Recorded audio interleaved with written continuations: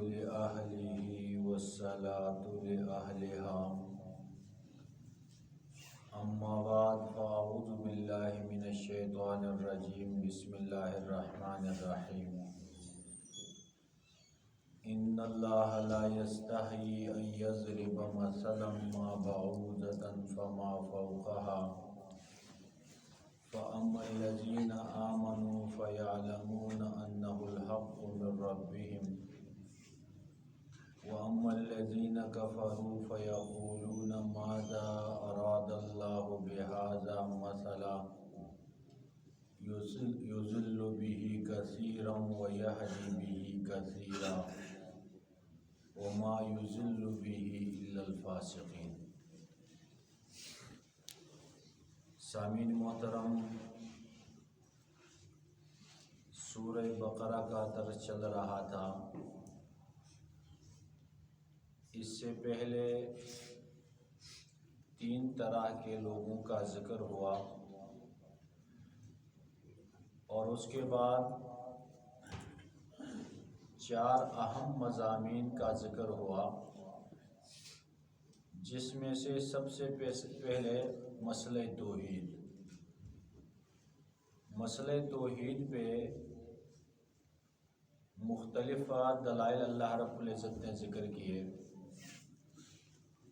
اور دوسرے نمبر پہ مسئلہ رسالت اور حقانیت قرآن پہ دلائل ذکر ہوئے، اور چوتھے نمبر پہ مسئلہ آخرت کا ذکر ہوا. تو قرآن مجید کی حقانیت پہ سورت کے ابتدا میں اللہ رب العزت نے فرمایا لا ریب فیہ، اس میں کسی طرح کی شک کی گنجائش نہیں ہے، یہ محل ریب نہیں ہے. بعض لوگوں نے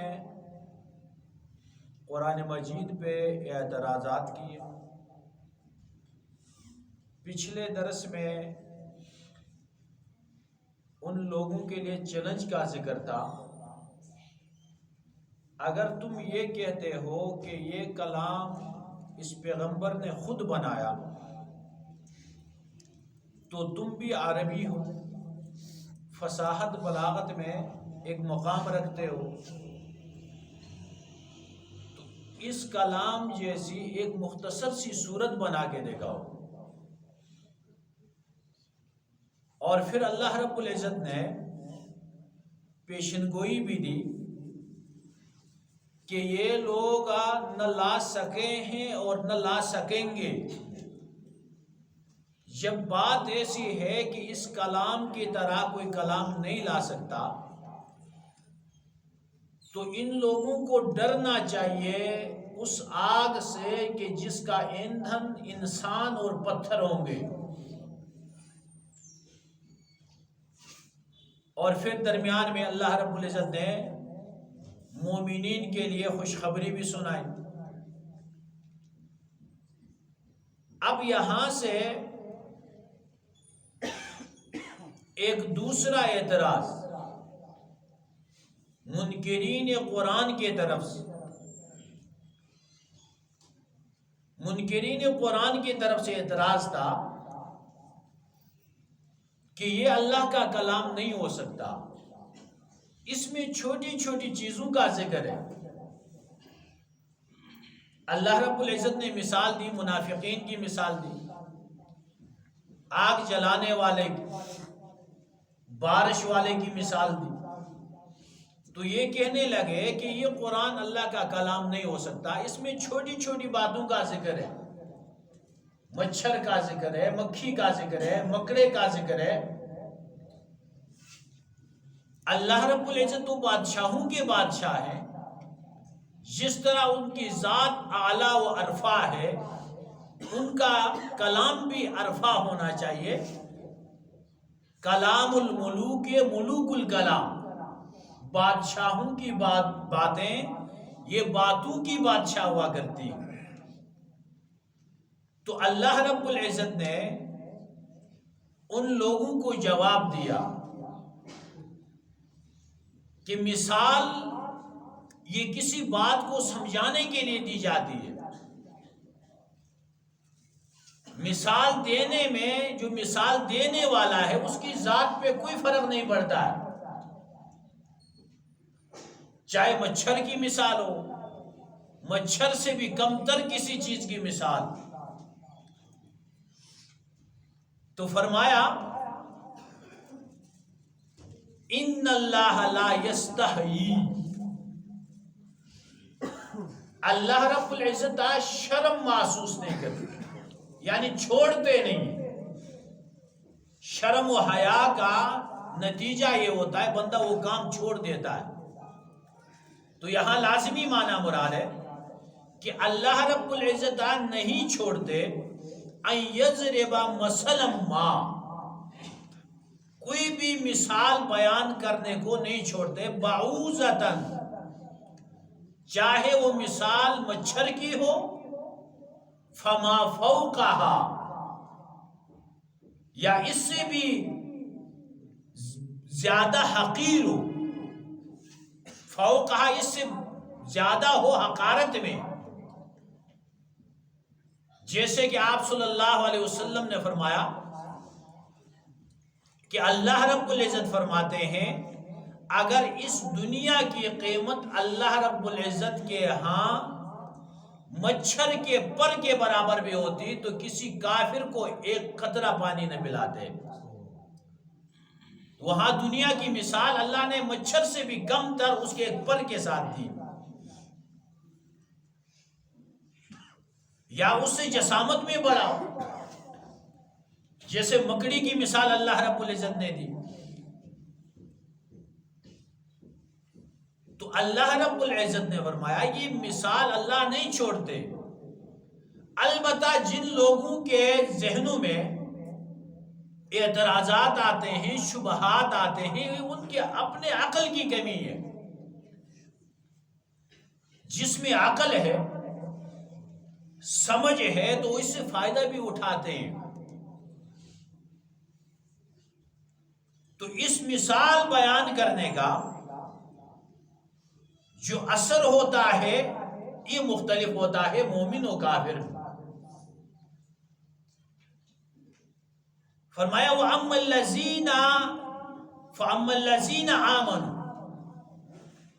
جو ایمان لائے ہیں، فَيَعْلَمُونَ أَنَّهُ الْحَقُّ مِنْ رَبِّهِمْ،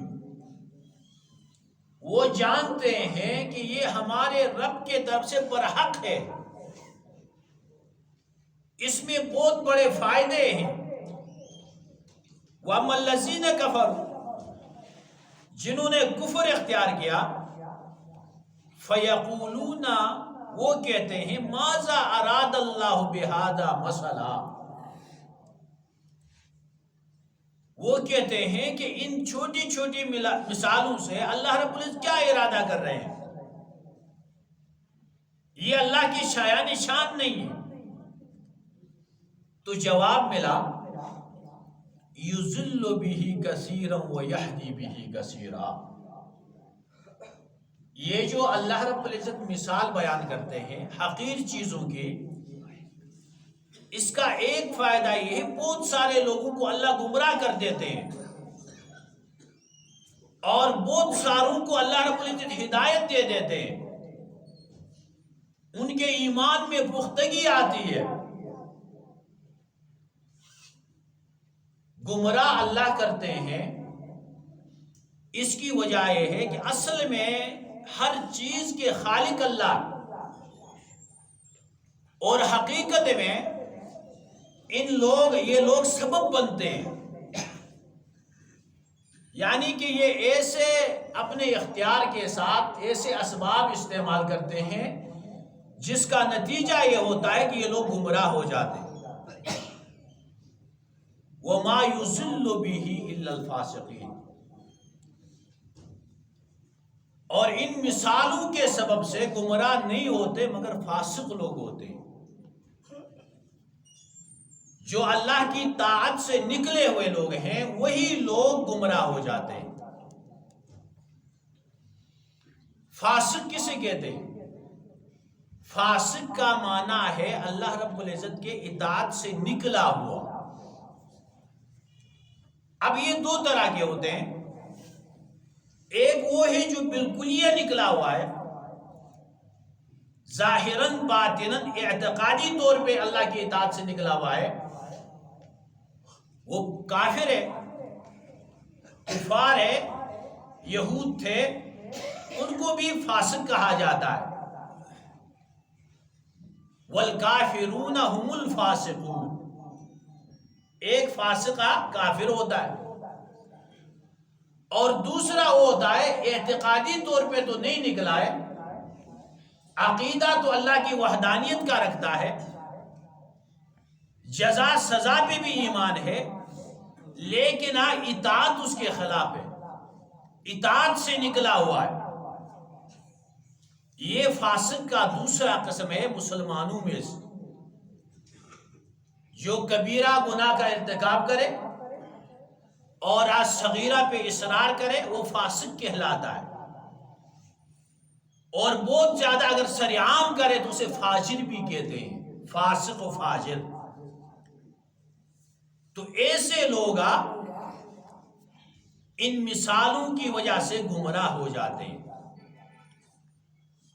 اب اللہ رب العزت نے فاسقین کی تین صفات بیان کی، تین علامتیں اللہ نے بیان کی۔ الذین ینقضون عہد اللہ، وہ اللہ کے ساتھ کیے ہوئے وعدے کو توڑ دیتے ہیں، من بعد میثاقہ، اس عہد کو مضبوط کرنے کے بعد، پختہ کرنے کے بعد توڑ دیتے ہیں۔ اور اس میں بھی یہ دونوں قسم کے فاسق آ جاتے ہیں۔ جو منافقین ہے وہ زبان سے کہتے ہیں آمنا باللہ و بالیوم الآخر، لیکن حقیقت میں وہ مومن نہیں ہے، ایمان دل کے ساتھ ہونا چاہیے، وہ انہوں نے توڑ دیا۔ اور جو کفار ہے ان لوگوں نے اللہ کے عہد کو توڑ دیا۔ ازل میں اللہ رب العزت نے عالم ارواح میں تمام ارواح سے یہ عہد لیا اور پوچھا الست بربکم، کیا میں تمہارا رب نہیں ہوں؟ تو سب نے یک زبان ہو کے کہا تھا قالوا بلا، کیوں نہیں، آپ ہمارے رب ہیں۔ اور اب چونکہ وہ انکار میں مبتلا ہے تو ان لوگوں نے وہ جو ازل کا عہد تھا وہ توڑ دیا۔ اور جو مومنین میں فاسقین ہے، جب مومن کلمہ پڑھتا ہے لا الہ الا اللہ محمد رسول اللہ، تو یہ اللہ کے ساتھ وعدہ کرتا ہے کہ ربا میں تمہارے تمام احکام پہ عمل کروں گا۔ اب وہ عمل نہیں کرتا تو اس کا مطلب یہ ہے کہ اللہ کے ساتھ جو عہد کیا تھا اس عہد کو یہ توڑ رہا ہے۔ تو پہلی نشانی اس کی یہ ہے کہ یہ وعدہ توڑنے والا ہے۔ وَيَقْطَعُونَ مَا أَمَرَ اللَّهُ بِهِ أَن يُوصَلَ، دوسری نشانی یہ ہے یہ توڑ دیتے ہیں اس چیز کو جس کا اللہ نے جوڑنے کا حکم دیا۔ صلہ رحمی کو توڑ دیتے ہیں۔ صلہ کہتے ہیں جوڑنے کو، رحمی کہتے ہیں رشتے کو۔ اور رشتے میں کیا آتا ہے؟ ایک نسبی رشتہ ہوتا ہے، ایک سسرالی رشتہ ہوتا ہے، نسبا و سحرا۔ اللہ رب العزت کو سب سے پسندیدہ عمل انسان کا یہ ہے کہ وہ آپس میں جوڑے رکھے، رشتہ داریوں کو نہ توڑے۔ اور ان لوگوں میں رشتہ داریاں توڑنے کی قباحت پائی جاتی ہے۔ اللہ رب العزت نے فرمایا کہ یہ جو رشتہ داری ہے، رحم ہے، میں نے اپنے نام رحمان سے نکالا ہے، اور جو بندہ اسے جوڑے رکھے گا میں بھی اس کے ساتھ تعلق جوڑے رکھوں گا، اور جو اس کے ساتھ توڑے گا تو میں بھی اس کے ساتھ تعلق توڑ دوں گا۔ تو صلہ رحمی کے بہت سارے فضائل ہیں، بہت سارے انعامات اللہ رب العزت نے مقرر کیے ہیں، اس پہ علماء نے کتابیں لکھی، اور توڑنے والوں کے لیے وعیدیں بھی ہیں۔ کسی مجلس میں رشتہ داریوں کو توڑنے والا موجود ہے، وہاں اللہ کی رحمت نہیں آتی، اور جنت کے دروازے پہ لکھا ہوگا لا يدخل الجنت قاطع الرحم، رشتہ داریوں کو توڑنے والا یہ جنت میں داخل نہیں ہو سکتا۔ تو ان لوگوں کی نشانی یہ ہے، چاہے مسلمانوں میں فاسق ہو، اس کی نشانی بھی یہ ہے کہ وہ اپنے رشتہ داری میں توڑ پیدا کرنے والا ہو۔ وَيُفْسِدُونَ فِي الْأَرْضِ، تیسری نشانی یہ ہے کہ زمین پہ وہ فساد مچاتے ہیں۔ امام بیضاوی نے تفسیر بیضاوی میں لکھا کہ فساد فی الارض کیا؟ فساد الارض والسماء معصیت اللہ، اللہ کی نافرمانی یہ زمین و آسمان میں یہ خرابی پیدا کرنے والی۔ اصلاح الارض والسماء بطاعت اللہ، زمین کی اصلاح ہوگی تو اللہ کی اطاعت سے ہوگی۔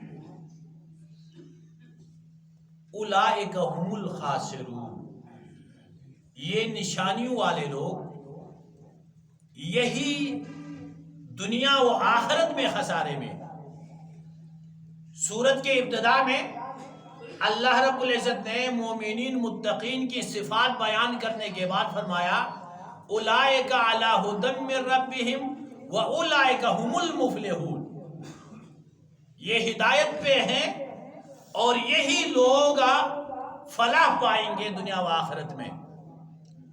اور اس کے مقابلے میں جو فاسقین ہیں ان کے بارے میں فرمایا اولئک ھم الخاسرون، یہی لوگ ہیں دنیا اور آخرت میں خسارہ پانے والے۔ اب مزید مسئلہ توحید کا ذکر جس پہ اللہ رب العزت اپنے انعامات کا ذکر فرمائیں گے، اس کا تفصیل انشاءاللہ آئندہ درس میں بیان کیا جائے گا۔ اللہ رب العزت ہمیں قرآن کو سمجھ کے اس پہ عمل کی توفیق عطا فرمائے۔ نماز کے بعد جنازہ بھی ہوگا، تمام حضرات اس میں بھی ضرور شرکت کریں۔